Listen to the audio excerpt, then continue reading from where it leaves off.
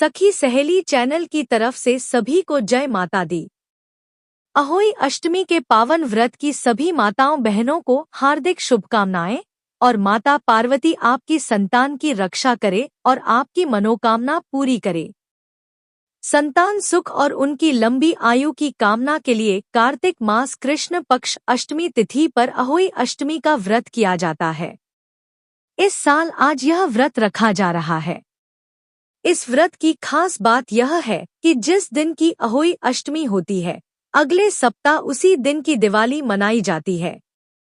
इस व्रत में महिलाएं निर्जला व्रत रखती हैं। पूरे दिन बिना अन्नजल ग्रहण किए दिन में अहोई माता की कथा कर रात को तारों को देखकर व्रत खोला जाता है। यह व्रत सभी जीवों की रक्षा करना सिखाता है। इस दिन महिलाएं देवी पार्वती की पूजा करती हैं और अपने बच्चों की लंबी उम्र के लिए प्रार्थना करती हैं। अहोई अष्टमी के उपवास को करने वाली माताएं इस दिन प्रातः काल में उठकर एक कोरे मिट्टी का बर्तन में पानी भरकर माता अहोई की पूजा करें। कथा एक कटोरी में गेहूं के दाने या फिर हल्दी चावल लेकर अहोई माता की कथा सुने।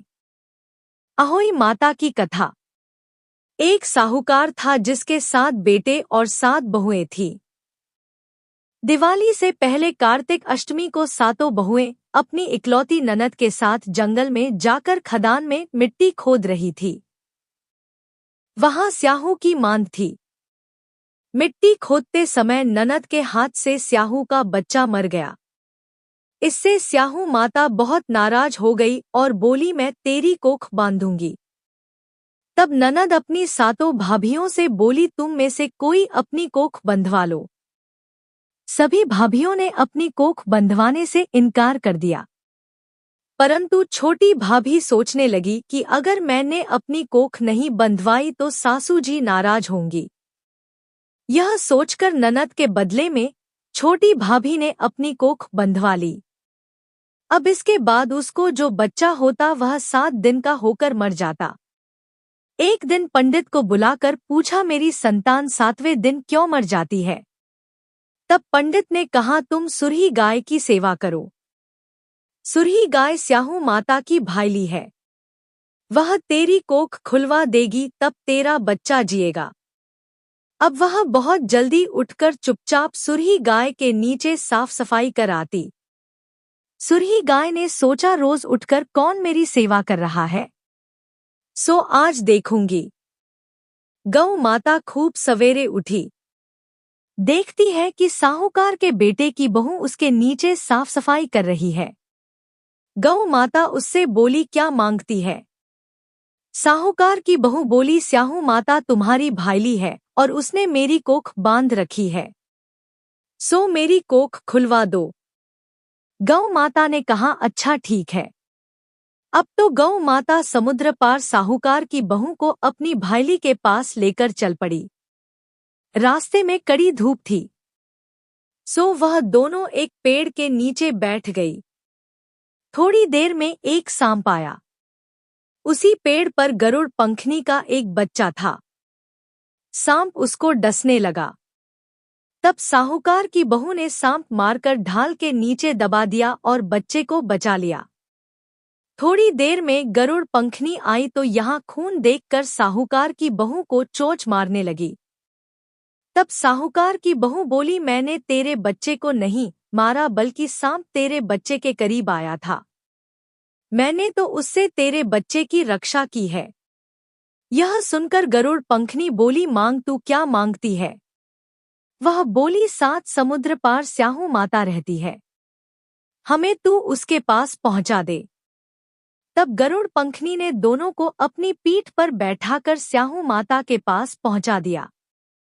स्याहू माता उनको देखकर बोली, आ बहन बहुत दिनों में आई है। फिर कहने लगी, बहन मेरे सिर में जुएं पड़ गई हैं। तब सुरही के कहने पर साहूकार की बहू ने उसकी सारी जुएं निकाल दी। इस पर स्याहू माता प्रसन्न होकर बोली, तूने मेरे सिर में बहुत सलाई घेरी है, इसलिए तेरे 7 बेटे और 7 बहू होंगी। वह बोली, मेरे तो एक भी बेटा नहीं, 7 बेटे कहाँ से होंगे? स्याहू माता बोली, वचन दिया है। तब साहूकार की बहू बोली, मेरी कोख तो तुम्हारे पास बंद पड़ी है। यह सुन स्याहू माता बोली, तूने मुझे ठग लिया, जा तेरे घर पर तुझे 7 बहुएं मिलेंगी, तू जाकर उजमन करियो, 7 अहोई बनाकर 7 कढ़ाई करियो। वह लौटकर घर आई तो वहां देखा कि 7 बेटे 7 बहू बैठे हैं। वह खुश हो गई। उसने 7 अहोई बनाई, 7 उजमन किए और 7 कढ़ाई करी। शाम के समय जेठानियों आपस में कहने लगी कि जल्दी जल्दी पूजा कर लो, कहीं छोटी बच्चों को याद करके न रोने लगे। थोड़ी देर में उन्होंने अपने बच्चों से कहा, अपनी चाची के घर जाकर देख आओ कि आज वह अभी तक रोई क्यों नहीं। बच्चों ने आकर कहा, चाची तो कुछ मांड रही है, खूब उजमन हो रहा है। यह सुनते ही जेठानियां दौड़ी दौड़ी वहां आई और आकर कहने लगी कि तूने कोख कैसे खुलवाई। वह बोली, तुमने तो कोख बंधवाई नहीं थी। सो मैंने कोख बंधवा ली थी, अब स्याहू माता ने कृपा करके मेरी कोख खोल दी है। हे स्याहू माता, जिस प्रकार उस साहूकार की बहू की कोख खोली, उसी प्रकार हमारी भी कोख खोलना। अहोई माता की कथा के साथ गणेश जी की कथा भी जरूर सुननी चाहिए। गणेश जी की कथा का लिंक डिस्क्रिप्शन में दिया गया है।